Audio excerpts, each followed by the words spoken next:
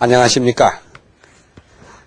오늘은 지난 강의에 이어서 설교에 있어서 신학의 역할, 또 신학에 있어서 설교의 역할, 설교에 있어서 신학의 역할, 이런 식으로 좀 말씀을 해보고, 지난번에 이어서 말씀 못 드린 설교 신학에 대해서 조금 말씀을 드리고, 그 다음에 도대체 성경에서는 설교를 어떻게 이해하고 있는가, 여기에 대해서 말씀을 좀 나눠보고 싶습니다. 우선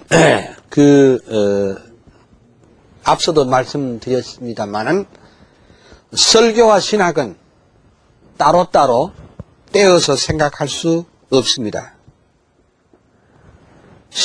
바른 신학이 뒷받침된 설교여야 사실은 바른 설교가 될 수가 있습니다. 우리는요, 단순히 말을 잘하는 사람을 설교 잘한다, 이렇게만 하는 인식이 많이 있습니다. 말 잘하는 사람, 입담이 좋은 사람을 설교 잘한다, 이렇게 말하기보다는 그 설교의 내용이 얼마나 하나님의 말씀에 충실하고 그 본문에 충실한가를 여전히 문제 삼아야 할 것입니다.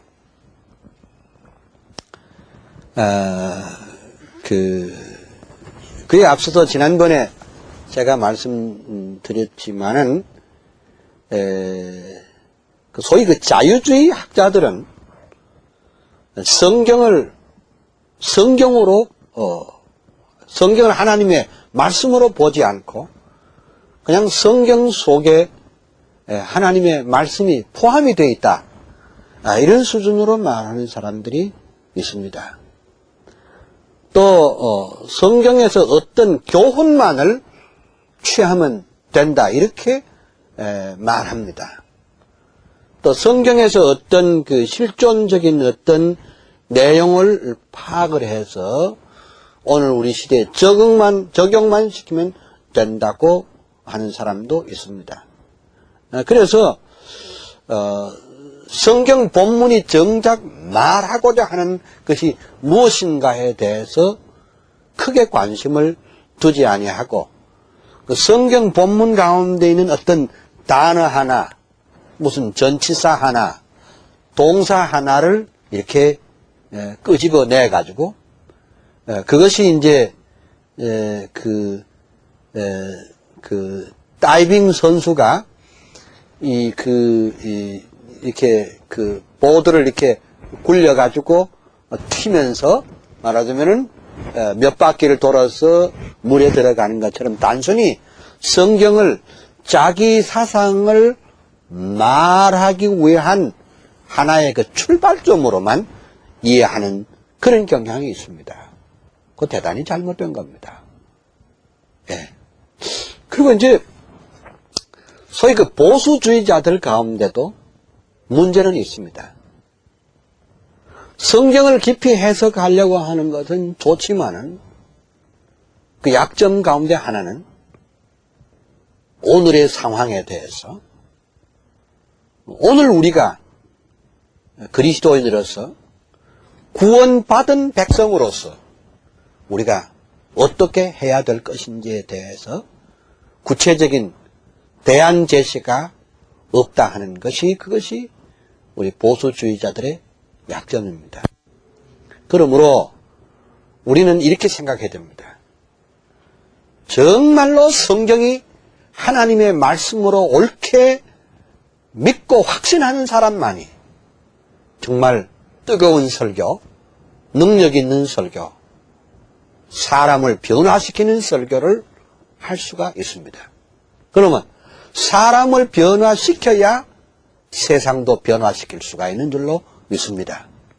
그러니까 설교에다가 직접 세상을 변화시키고 사회를 변화시키는 것이 아니라 먼저 사람의 마음을 말씀과 성령으로 변화를 시키면 그 변화받은 사람이 나아가서 가정과 공동체와 또 세상과 민족을 변화시키기 때문에 결국은 설교를 통해서 세상을 변화시킬 수가 있는 줄 믿습니다. 가령 인류 역사를 보면은 인류 역사의 가장 좋은 황금 시대는 모두가 다 위대한 설교자가 있었던 때요. 가장 어두운 시대는 어떤 시대냐? 바로 설교자가 없던 시대가 어두운 시대입니다. 가령 예를 들면 중세교회가 왜 암흑시대라고 하느냐? 그 중세시대가 암흑시대라고 하는 것은 강단에서 바른 말씀 선포가 없었기 때문에 어두운 시대입니다. 다시 말씀드리면 의식만 있었고 메시지가 없었다. 하나님의 말씀 선포가 없었던 것입니다. 그래서 나중에 마틴 루터와 요한 칼빈 등이 설교를 회복했습니다. 그 설교의 회복, 그 강단의 회복이 바로 종교개혁을 이루었고 그것이 17세기까지 찬란하게 종교개혁의 꽃을 피웠지만은 18세기 들어서 또다시 자유주의가 들어와서 강단이 허물어지니까 역시 사회가 혁명의 혼란에 빠지고 18세기와 19세기에는 소위 사상의 혼란 시대에 왔습니다. 그래서 다시 19세기 말에 와가지고 다시 이 설교운동, 복음운동, 강단이 다시 되살아나면서 그래서 다시 한번 새로운 말하자면 교회 부흥운동이 일어났던 것을 우리가 알 수가 있습니다. 그래서 나는 이렇게 말할 수 있습니다. 이 세상에서 가장 중요한 것이 무엇이냐? 그것은 하나님의 말씀을 증거하는 설교운동이 가장 중요하다고 봅니다. 그 이유는 하나님의 말씀은 참 좌우로 날선 검 같아서 혼과 영을 그리고 쪼개는 그런 하나님의 말씀이고 교훈과 책망과 바르게 함과 의로 교육하기에 유익한 것이 하나님의 말씀인데 이 말씀을 통해서 그 사람이 변화돼서 하나님의 자녀가 되고 하나님의 자녀가 된 사람이 또한 그의 공동체와 가정과 그리고 세상을 변화시키기 때문에 그 인류를 바로 잡을 수 있는 것은 강단을 살리는 설교를 바로 하면은 하나님께서 이 땅에 원하시는 하나님의 나라를 이룩할 수 있다. 그렇게 저는 생각을 합니다. 그래서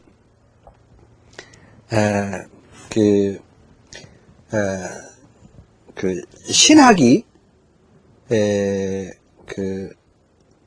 설교에 또 중요한 역할을 하는 것 가운데 하나가 뭔가 하니까 그럼 설교가 잘못되면 어떡합니까? 그 설교를 잘못됐다고 말해주는 것이 누굽니까? 어떤 사람 말하기를 장로님이다, 집사님이다, 목사님 그 설교 틀렸습니다. 그렇게 그러나 사실은 설교를 또 바로 잡아주는 것은 신학의 역할입니다. 그것은 설교자들에게 무엇이 복음이고 무엇이 복음이 아닌지를 이렇게 길라잡이를 방향을 조절해 주는 것이 그것이 또한 신학의 역할이라 할 수 있습니다. 아까 말씀드렸죠? 우리가 설교를 할 때 신학 자체를 설교하는 것이 아니고 신학은 설교를 준비하도록 도와주는 것이 설교의 역할이라고 할 수 있습니다. 리차드 위스처가 말하기를 설교자가 영원한 프리즘을 통해서 모든 역사와 경험을 비추게 될 때 복음 자체의 무한한 적응성은 그때 거기와 여기와 지금 사이를 연결하는 것이라고 말을 했습니다. 그럼 잠시 그 얘기를 좀 바꿔서 신학에 대한 설교의 역할이 무엇인가? 한마디로 말하면 신학이 삐딱하게 잘못 나가면 설교가 강하게 도전해야 되고 강하게 브레이크를 밟아줘야 한다 이겁니다.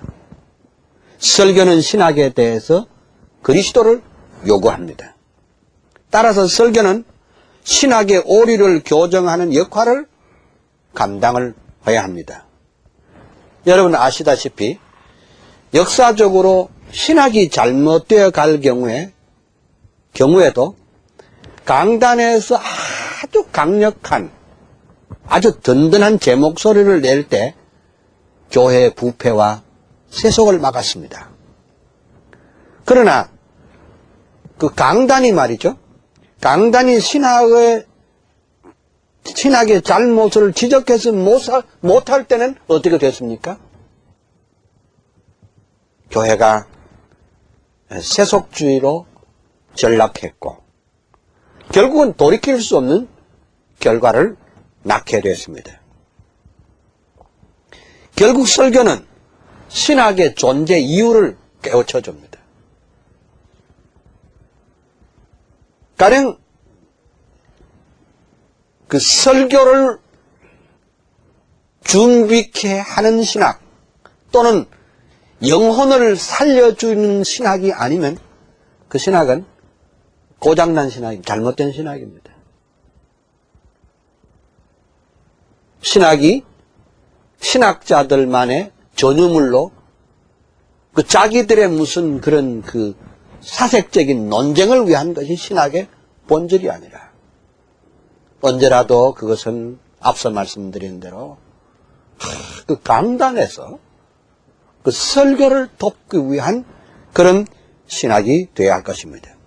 그래서 신학이 잘못 가고 있을 때 설교는 그것을 깨우쳐주고 바로 서게 하는 파수꾼의 역할을 감당을 해야 됩니다. 신학이 커다란 해석학적인 난제에 부딪혔을 때도 그리고 방황할 때도 설교는 단순한 복음을 증거함으로써 그 본질을 이해하도록 이해하도록 그렇게 해야 될 것입니다. 가령 신학의 신약 성경의 기록은 즉 선포, 설교의 모음이라고 해도 좋은 줄 압니다. 교회가 참으로 교회되는 1차적인 과제가 하나님의 말씀을 바로 선포하는 것이라고 할 수 있습니다. 이제 우리가 말을 정리해 보면은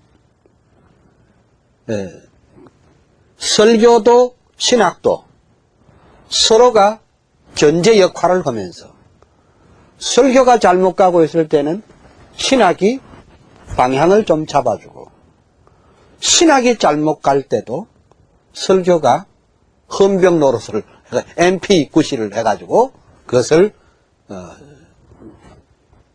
독려하고 또는 그것을 잘잘못을 가르쳐주는 이런 상호 견제 역할을 상호 도우면서도 상호 견제 역할을 한다 이렇게 볼 수가 있습니다. 그런 이렇게 요 단원에 이렇게 막을 낼 수가 있을 것입니다.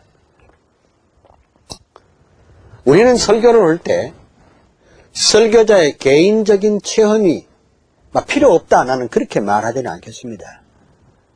그러나 체험도 중요하지만 그 체험보다 앞선 것은 바로 하나님의 말씀 그 자체를 성실하게 주석하고 해석해서 오늘에 적용시키는 것이 중요한 줄 믿습니다. 여러분, 왜 산골짜기에서 골짜기마다 그 물이 내리죠? 물이 흘러내리죠? 물이 흘러내려서 한 곳에 모이면 시내가 되겠죠? 그 시내들이 결국은 어디로 모입니까? 역시 큰 강을 이루고 그 큰 강은 결국은 거대한 바다에 모이는 것입니다. 우리 신학 안에는 많은 신학 교육 과목들이 있습니다.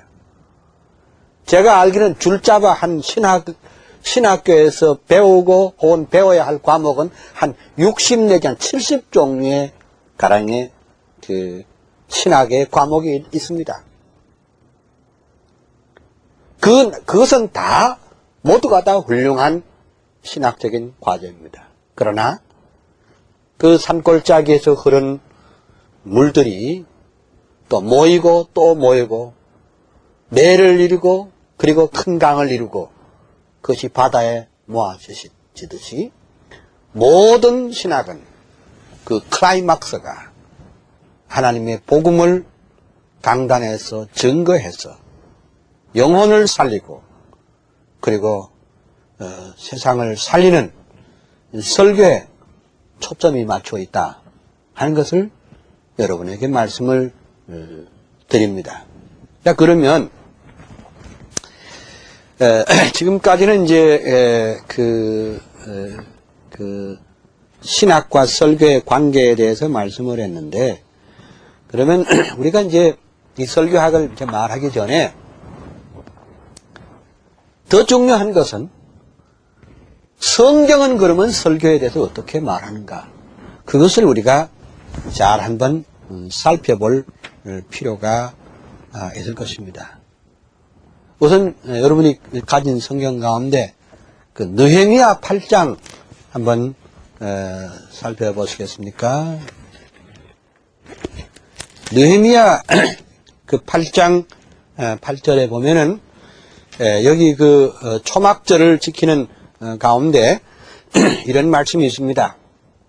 우선 4절 보면은 때 학사 에스라가 특별히 지은 나무 강단의 섬에 그 우편의 선자는 마띠아와 스마와야 아나야와, 그러니까 그 구약 시대에도 결국은 그 부흥운동이 일어날 때마다 그 강단에서의 메시지가 있었다.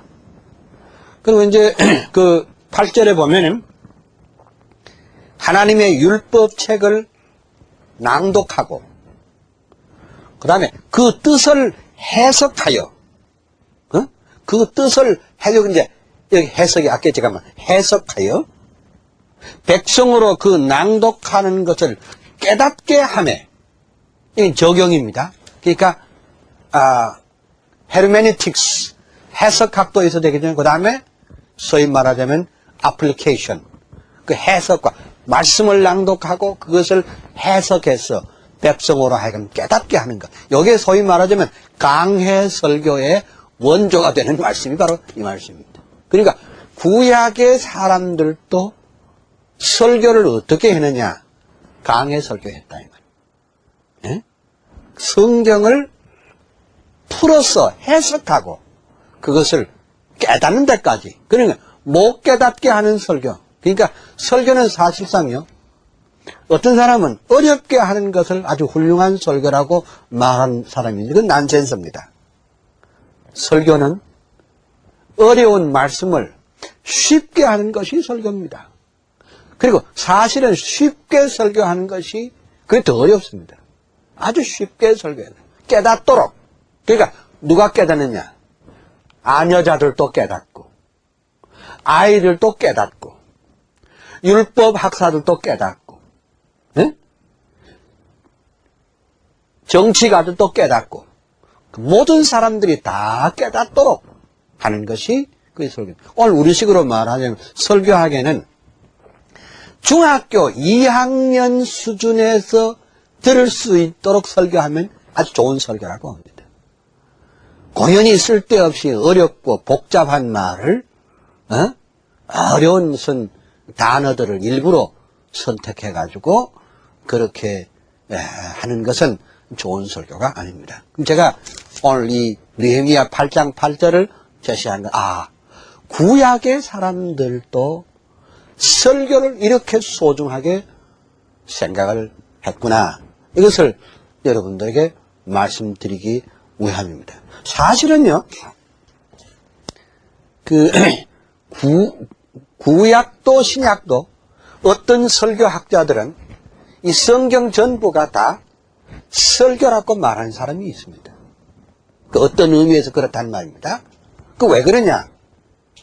하나님께서 사람들에게, 자기 택한 백성들에게 하나님의 말씀을 전가할 때 무슨 공중에 무슨 천둥 소리를 통해서, 번개를 통해서 말씀하시는 것이 아니라 당신의 종들에게 영감으로 하나님의 말씀을 넣어서 그렇게 해서 말하자면 메시지를 전거한 것이 바로 이 성경이니까 결국은 그렇게 말씀할 수 있다, 그 말입니다. 또 한 가지는 이스라엘 백성이 가장 힘들고 아플 때가 언제냐? 바로 선지자가 메시지가 없을 때, 그것이 어두운 때입니다. 선지자가 하나님의 말씀을 선포하지 못할 때, 또는 거짓 선지자가 나와가지고 하나님의 말씀을 엉터리로 설교할 때, 그때가 바로 가장 어두운 때입니다. 그러면 여러분 보십시오. 이스라엘이 회복되고 이스라엘이 부흥될 때가 언제입니까? 그것은 딴 것이 아닙니다. 선지자가 나와서 울면서 하나님의 말씀을 선포하고 하나님의 말씀을 증거할 때, 그 하나님의 말씀을 듣고 회개하고 하나님 앞에 돌아올 때 하나님께서는 이스라엘 백성을 회복시켜 주시고 치유해 주시고 그리고 은혜와 복을 주셨다 하는 것이 구약의 역사의 흐름인 것입니다. 다윗이 범죄할 때 어떻게 했습니까? 하나님께서 나단 선지자를 보내가지고 하나님의 말씀을 선포케 했습니다. 다윗 자신은 자기가 죄 짓고도 죄인 줄 몰랐습니다.